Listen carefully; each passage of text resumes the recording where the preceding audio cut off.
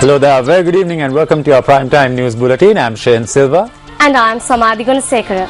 According to a tweet, Edward Snowden has accepted the asylum offer from Venezuela. Meanwhile, over in Egypt, the interim administration has issued an election timetable after over 50 persons were killed in a sit-in protest in Cairo.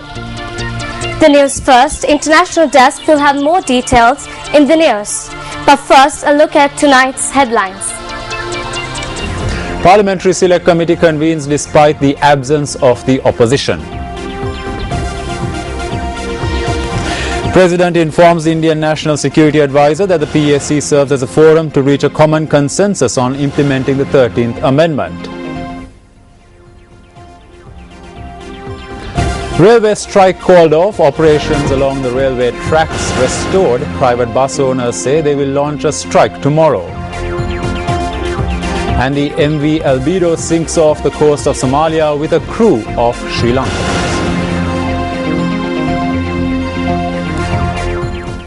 The token strike commenced by the railway grade trade union Collective concluded the evening. The strike action was scheduled to conclude at midnight tonight. Discussions were held this morning between the Minister of Transport and the railway graded trade unions Collective this morning. Members of the union said that salary arrears have arisen as a result of circular number 6006. Union representatives asked that these be corrected and that they be established on the MN5 or a higher level. Issuing a communique, the Minister of Transport said that the ministry had submitted several proposals regarding this to the Salaries and Cadre Commission. Minister of Transport Kumar Valgama had requested the unions to cease inconveniencing commuters until discussions are held with the Salaries Commission and the matter is resolved.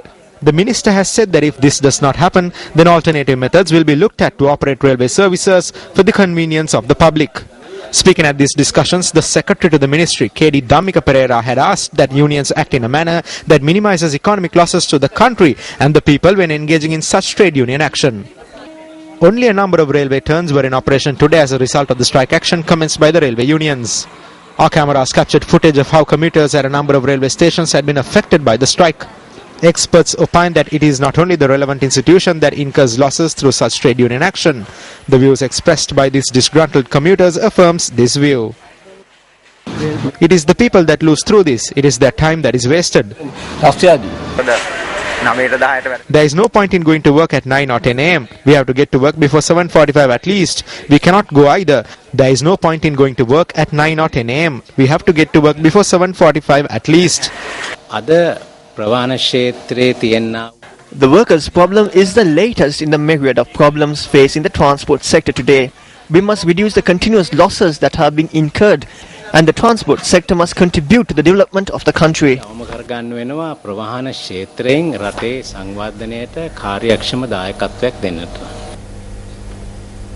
Despite the railway strike coming to an end, the problems of the commutes is far from over. The Lanka Private Bus Owners Association has announced that they will commence a strike action from midnight tomorrow.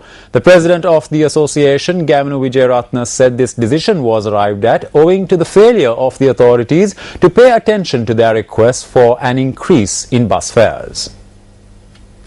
In other local news, President Mahinda Rajapaksa says that the Parliament's Select Committee is the best platform to reach an agreement on implementing the 13th Amendment to the Constitution. The President had made this observation during talks with India's National Security Advisor, Shiv Shankar Menon, this morning.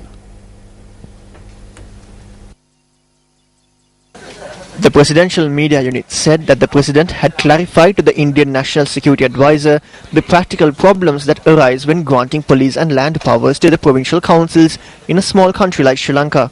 The President had also reiterated that the concept of implementation must be both suitable and agreeable to all sections of the country.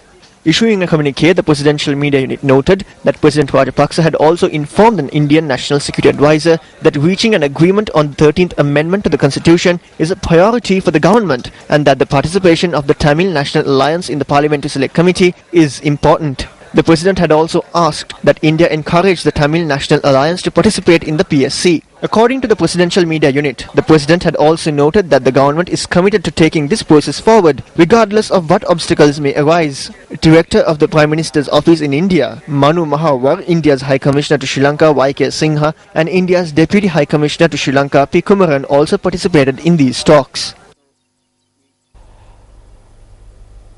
Meanwhile, a meeting between the leader of Sri Lanka Muslim Congress, Minister Rauf Hakim, and the Indian National Security Advisor Shiv Shankar Menon in Colombo today.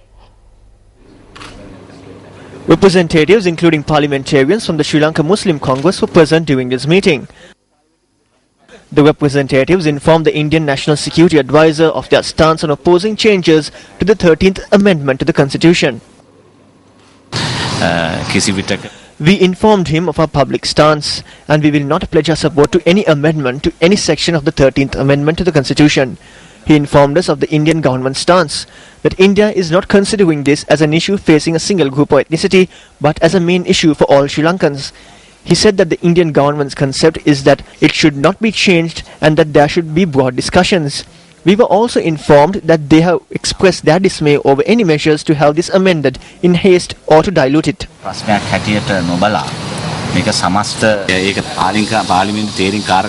Minister Rauf Hakim also commented on the Parliamentary Select Committee appointed to look into the political and constitutional reforms to enable all Sri Lankans to live as one nation. It is not only habit but also a tradition in Parliament and a responsibility to allow all parties to participate in this. What we can see is that this government has shirked its responsibility somewhat in this case. We think that if you look at the current constitution of the Parliamentary Select Committee, it would be more apt to name it a cabinet subcommittee than a PSC. There is no acceptance of such a select committee because everyone knows that you cannot leave aside the political parties that represent key sections of the population of the country, reach an agreement and then exhibit it as the national agreement. In the meantime, the Parliamentary Select Committee, which was formed to make recommendations and compile a report on political and constitutional measures to enable all Sri Lankans to live as one nation, convened at 3 this afternoon at PSC room number 2 in the Parliament complex.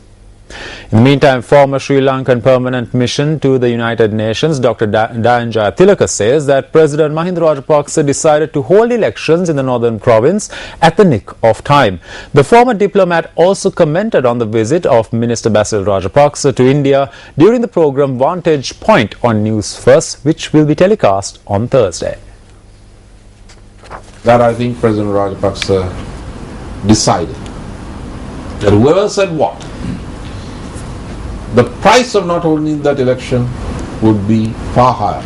I'm not talking about India here. I'm talking about Japan and China. And then he decided to go ahead and he sent Mr. Basil Rajapaksa, who seems to have, going by the photographs with Salman Khurshid, it seems to have been a fairly cordial visit. He seems to have, like in the movie The Hurt Locker, he seems to have, at the last moment, disconnected an explosive that was about to blow up in Indo-Lanka relations. Now, I'm not saying it's been totally successful, but I think the President made the right decision in the nick of time, though a little delayed, and he sent the right man who seems to have bought us some time and space. And we'll have to wait for the Shiv Shankar Menon visit and the reports to come out. And I think that perhaps the sharpness of the Shiv Shankar Menon visit, it could have been adversarial. I think it will be much less adversarial now because of the decision by the President to go ahead with this election. The second episode of Vantage Point will be telecast at 9:45 on Thursday after primetime news on MTV Sports. City Jayas, hosted by News First Dharmasiri Ekanayaka, featuring Dr. Dayan Jayathilaka, will be telecast tonight at 11:15 p.m. on Sirasa TV. In the meanwhile, the Ministry of Health has taken steps to hand over investigations to the Criminal Investigations Department into reports that unusable intravenous solutions are being provided to dengue patients. It was revealed recently that stocks of substandard Dextran 40 IV solution had been brought down to the country.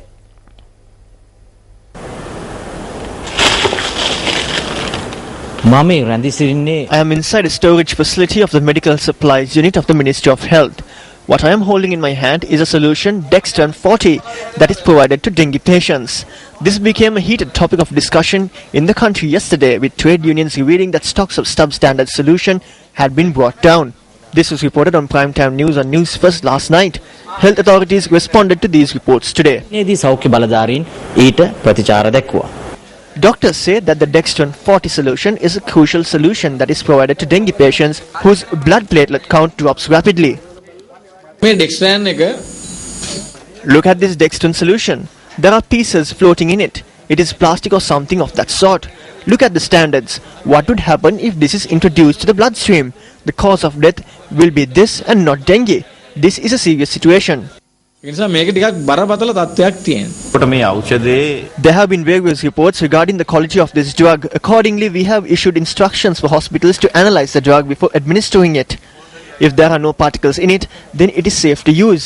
This will not harm the patient's life in any way. දේවල් නැත්නම් ඒ ඖෂධය පරීක්ෂා කරන්න කියලා. මේ භාවිතා කරන්න කියලා. මොකද ඒකෙන් එවැනි විදිහට පරීක්ෂා කරලා භාවිතා කිරීමෙන් රෝගියාගේ ජීවිතයට කිසිම ප්‍රශ්නයක් වෙන්නේ නැහැ. Although health trade unions revealed that there were faults with the standard of this solution yesterday, health authorities say that problems regarding the standards first arose in December 2012. Subsequently, problems with the solution were reported from the Hambantota and Kurunegala hospitals. The status of the solution could change at any time. I must clearly say that it is not a problem pertaining to quality. It is clearly noted on the packaging that this must be stored at below 30 degrees Celsius. It is in English. There is no problem with the instructions. ඒ නිසා ඒ උපදේශ පිළිබඳ කිසිම ගැටලුවක් නැහැ. Plastic කෑලි වගේ විවිධ අපද්‍රව. There are particles like plastic inside it. In order for these spores to be created, then germs must enter the solution. We have concluded that this is something that has happened during production. We are clearly informing the health ministry authorities that a proper investigation is necessary. Do not try to evade this by lying to the public and the media. බොරු කියලා ජනතාවට බොරු කියලා මාධ්‍යයට බොරු කියලා ගැලවෙන්න හදන්න එපා. This was brought down by the Thai embassy. The purchase did not lack transparency. It was done clearly and with responsibility. The problem here is that the temperature could suddenly change. If this happens, you would be able to see those pores. We have a huge suspicion as to how this has been happening from time to time. We are also befuddled by this. මේ තත්ත්වයේ ස්පටික දැක ගන්න පුළුවන් වෙනවා. ඉතින් අපිට විශාල සැකයකුත් තියෙනවා. කොයි ආකාරයෙන්ද මේ වරින් වර මතුවෙන්නේ මේ වගේ දේවල් කියලා.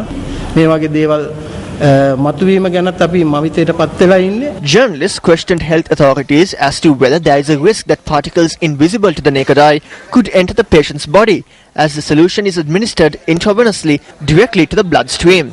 The sample must be analyzed before it is administered. Following a full analysis, there is no reason for something like this to take place, unless it happens at the hands of someone who is blind.